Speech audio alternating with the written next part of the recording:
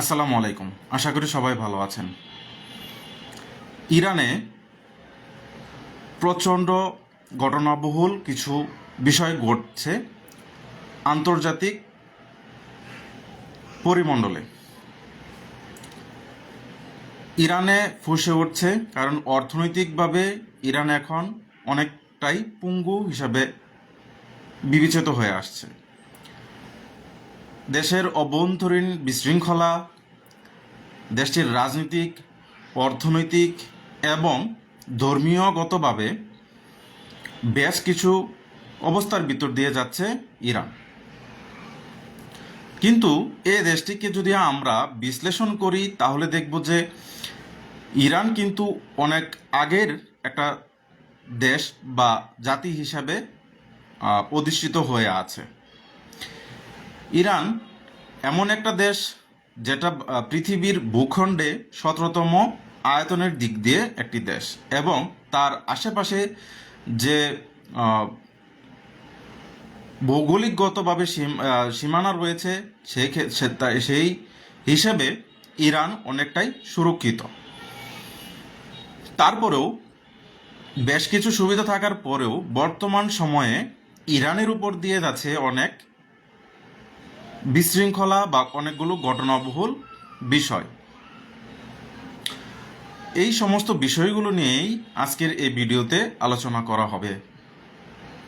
Iran বলা হয় যে পারস্য এক জাতি, যে জাতিকে কখনোই দমিয়ে রাখা যেত না, বা গ্রিকদের সাথে যদি কখনো তাদের যুদ্ধ লেগেই থাকতো, আমরা যদি দেখি তাহলে আমরা দেখতে পারবো যে তাদের ইতিহাস বা ভৌগোলিক অবস্থা সব কিছু মিলিয়ে ইরান একটা অবিচ্ছেদ্য একটা জাতি। কিন্তু এই সময়ে এসে আমরা যদি দেখি যে গত বছর তাদের যে যুদ্ধ, সেই যুদ্ধটা উঠতে না উঠতেই তাদের ভিতরে অভ্যন্তরীণ বিশৃঙ্খলার সৃষ্টি হয়েছে। বেশ কিছু কয়েকটা কারণের মাধ্যমেই এই বিশৃঙ্খলাটা আরও বেশি তোড়জোড় হয়েছে। তার ভিতরে একটা রয়েছে যে ধর্মীয়গত কারণ। আমরা যদি দেখি এই ধর্মীয়গত কারণটা যদি বিশ্লেষণ করি তাহলে দেখব যে ইরান স্বাভাবিকভাবেই একটা শিয়া অধ্যুষিত দেশ। এখানে সুন্নির থেকে শিয়ার তুলনা মুসলমান সংখ্যাটাই অনেক বেশি। তারপরেও যে ইরানের যে সর্বোচ্চ ধর্মীয় যে ব্যক্তি রয়েছে আয়াতুল্লাহ খামেনি, তিনি দেশটিকে বিভিন্ন সময়ে ধর্মীয় কিছু বিধিনিষেধ বা ধর্মীয় পর্দার ব্যাপারে তিনি হুঁশিয়ারি করেন। আমরা জানি যে ইরানে বামপন্থীর মাত্রাও অনেক বেশি দেখা যায়। তারা চায় না যে আসলে তাদের উপরে ধর্মটাকে ওভাবে চাপিয়ে দেওয়া হোক, এটা ইরানের বাসীরা অনেক সময় চায় না, বা যারা বামপন্থী রয়েছে। আয়াতুল্লাহ খামেনি কিছুদিন কয়েক বছর পর ক্ষমতা আসার পর বিভিন্ন সময়ে ধর্মীয়ভাবে কিছু বিধিনিষেধ আরোপ করার ফলে তাদের চোখে আয়াতুল্লাহ খামেনি অনেকটা অপছন্দের ব্যক্তি হিসেবে সৃষ্টি হয়েছে। তারা চায় না যে ধর্মটা চাপিয়ে দেওয়ার কোনো বিষয় হোক। কিন্তু আমরা জানি যে ইমাম গাজালির মতো কিছু ব্যক্তিত্ব রয়েছে যারা ইরান থেকে উঠে এসেছে, এবং ইরানে ইসলামের ইতিহাসে অনেক কিছুই বিষয় জড়িত রয়েছে। তারপরেও এখানে আয়াতুল্লাহ খামেনি আসলে পর্দা বা বিভিন্ন ব্যাপারে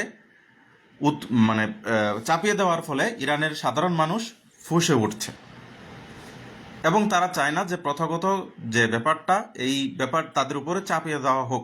আমরা জানি যে ইরানে যেমন ধর্মীয় অনুসারী মানুষও রয়েছে এবং বামপন্থীও রয়েছে।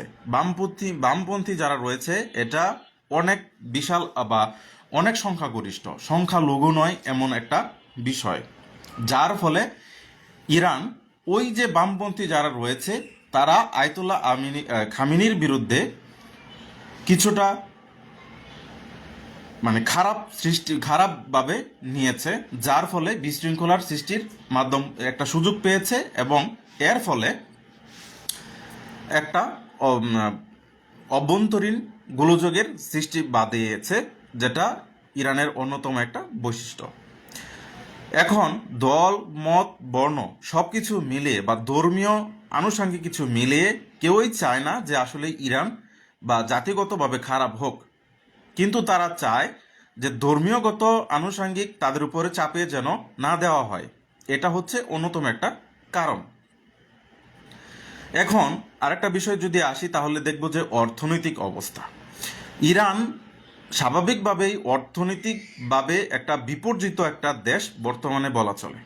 তারপরেও যুদ্ধ বিগ্রহ, তারপরে শিয়া অধ্যুষিত, এটা হচ্ছে রাজনৈতিক পরিমণ্ডলে তারা চাচ্ছে যে তারা যেহেতু শিয়া এবং আশেপাশে যে শিয়ার যে দেশ, তাদের এই মানে এটা যেন বাড়ে, মানে শিয়া অধ্যুষিত অঞ্চল যেন বাড়ে। তাদের লক্ষ্য, ইরানের লক্ষ্যটা হচ্ছে এটা। আশেপাশে যারা শিয়া অধ্যুষিত দেশ রয়েছে, আমরা জানি আরো 3টা দেশ রয়েছে শিয়া অধ্যুষিত, তার মধ্যে ইউএই একটা, তাদেরকে সাহায্য সহযোগিতা করা এবং আশেপাশে তাদের যে প্রভাবটা আরো যেন বাড়িয়ে দেওয়া হয়, এর জন্য তারা অনেক অর্থনৈতিকভাবে ডোনেশন করে থাকে ইরানের পক্ষ থেকে। এবং আরও অন্যান্য কিছু রয়েছে, বিষয় রয়েছে, যেগুলো স্যাটেলাইটের কারণে, যুদ্ধ বিগ্রহের কারণে, তারপরে আপনার আনুষঙ্গিক আশেপাশে যে মধ্যপ্রাচ্যের যে কিছু মুসলিম দেশ রয়েছে, তাদেরকে সাহায্য সহায়তা করার কারণে নিজেদের অর্থনৈতিক অবস্থা পঙ্গুর বা ভঙ্গুরের সৃষ্টি দাঁড়িয়েছে। এটা ইরানের যারা উঠতি জনতা রয়েছে বা তরুণ প্রজন্ম রয়েছে, সেটা তারা চাচ্ছে না। তারা চায় যে কর্মমুখ একটা জীবন, তারা চায় অর্থনৈতিক স্বাবলম্বী একটা দেশ, যেটা কিনা ইউরোপের সাথে বা অন্যান্য উন্নয়নশীল দেশ হিসাবে পরিণত হয়েছে। কিন্তু তারা কেন পাচ্ছে না? তারা পাচ্ছে না এই বিষয়টা তারা মনে করে যে ইরানের মানুষ ধর্মের অন্যান্য বিষয়ের সাথে যেন তাদের শিয়া অধ্যুষিত দেশটা যেন আরও ডেভেলপ হয়, অর্থনৈতিক মানে তারপরে যেন যুদ্ধ বিগ্রহ হয়, এগুলো যেন না কমে আসে, এটা তারা চায়।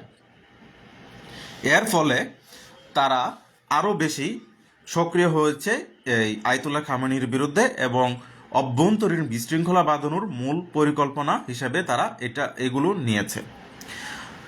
তারপরে আরেকটা বিষয় থেকে থাকে, সেটা হলো যে রাজনৈতিক একটা টানাপোড়েন। রাজনৈতিক টানাপোড়েন বলতে এখানে বামপন্থী যারা রয়েছে, আমি বারবার যে তাদেরকে আসলে এই যে মূল পয়েন্টটা, এটা হচ্ছে বামপন্থীদের মানে একটা বিষয়, গুরুত্বপূর্ণ যে জিনিসটা, তারা চায় যে বর্তমান সময়ে অর্থনীতি ধর্মীয় অনুশাসন ভেঙে ফেলে তারা চায় যে এমন একটা জাতি হিসাবে পরিগণিত করতে, যাদের মাধ্যমে অর্থনৈতিক ডেভেলপটা আরও বেশি হয়। উদাহরণ যদি দেই, তাহলে আমরা দেখব যে ইরান যদি দেখি, তাহলে মিডিয়ার জগতের ক্ষেত্রে ইরান একটা গ্রেটফুল একটা দেশ হিসেবে বিবেচিত হয়ে আসছে। আমরা ছোট সময় যদি দেখে থাকি যে ইরানের অনেক মুভি কিন্তু বাংলাদেশের ডাবিং হয়ে প্রচার হয়েছে। আমরা যারা ছোটোবেলায় থেকে আমরা জেনারেশন রয়েছি, তারা কিন্তু আমরা দেখেছি। কারণ ইরান অর্থনৈতিকভাবে মিডিয়া থেকে প্রচুর পরিমাণে আর্ন করে। আয়াতুল্লাহ খামেনি এটার উপরে একটা অন্য বিরূপ দৃষ্টিতে দেখার ফলে যারা বামপন্থী রয়েছে তারা এটা মেনে নিতে পারছে না। কারণ ইরান যদি মুভি ইন্ডাস্ট্রি থেকে যদি ডেভেলপ করে, তাহলে এটা আরও বেশি পরিমাণে আর্ন করা সম্ভব এবং ইকোনমিক্যালি তাদের গ্রোথ বাড়ানো সম্ভব, যেটা আয়াতুল্লাহ খামেনি এটা পছন্দ না করার কারণে তারা আরও বেশি আয়াতুল্লাহর বিরুদ্ধে সক্রিয় হয়েছে। আরেকটা পয়েন্ট যদি আমরা দেখি, সেটা হলো যে বাহিরের যে যারা কিছু দেশ রয়েছে, যেমন ইসরায়েল রয়েছে, আমেরিকা রয়েছে, তারা বেশ কিছু ফিতনা এই দেশের ভিতরে প্রবেশ করিয়েছে বা কিছু গুপ্তচরের মাধ্যমে কিছু মানুষ আয়াতুল্লাহ খামেনির বিরুদ্ধে সক্রিয় ঘোষণা করেছে। তাদের উদ্দেশ্যই হচ্ছে দেশের ভিতরে অরাজকতা সৃষ্টি করা, আয়াতুল্লাহ খামেনির বিরুদ্ধে কথা বলা, যার ফলে দেশের মানুষ মনে করবে যে বিশৃঙ্খলা রয়েছে। এর ফলে দেশের স্বাভাবিক স্লথ হ্রাস পাবে বা মন্থর গতিতে চলবে। এর ফলে অর্থনৈতিক বিপর্যস্ত হবে এবং শেষে ইসরায়েল এবং আমেরিকার মতো দেশ ইরান থেকে ফয়দা লুটতে সুবিধা হবে। এক্ষেত্রে আয়াতুল্লাহ খামেনি আসলে এই বিষয়টা বুঝতে পেরেছে এবং বুঝতে সক্ষম হয়েছে। এর কারণ হলো আয়াতুল্লাহ খামেনির জনপ্রিয়তা ওই দেশে এখনও অনেক বেশি রয়েছে এবং বিক্ষোভকারীর সংখ্যা তুলনামূলকভাবে কম রয়েছে।